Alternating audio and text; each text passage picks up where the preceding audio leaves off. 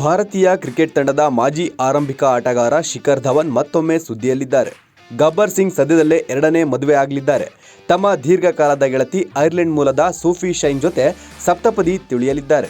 ಶಿಖರ್ ಧವನ್ ಮತ್ತು ಸೂಫಿ ಶೈನ್ 2025ರಲ್ಲಿ ದುಬೈನಲ್ಲಿ ನಡೆದ ಚಾಂಪಿಯನ್ಸ್ ಟ್ರೋಫಿ ಪಂದ್ಯದ ಸಮಯದಲ್ಲಿ ಒಟ್ಟಿಗೆ ಕಾಣಿಸಿಕೊಂಡಿದ್ರು. ಆಗ ಇಬ್ಬರು ತಮ್ಮ ಸಂಬಂಧವನ್ನ ಸಾರ್ವಜನಿಕವಾಗಿ ಬಹಿರಂಗಪಡಿಸಿರಲಿಲ್ಲ. ಆದರೂ ಕ್ರೀಡಾಂಗಣದಲ್ಲಿ ಅವರ ಉಪಸ್ಥಿತಿಯು ಊಹಾಪೋಹಗಳಿಗೆ ಕಾರಣವಾಗಿತ್ತು.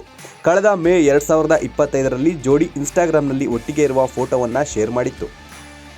ಸೂಫಿ ಶೈನ್ ಪ್ರಸ್ತುತ ಶಿಖರ್ ಧವನ್ ಫೌಂಡೇಶನ್ನೊಂದಿಗೆ ಸಂಬಂಧ ಹೊಂದಿದ್ದಾರೆ.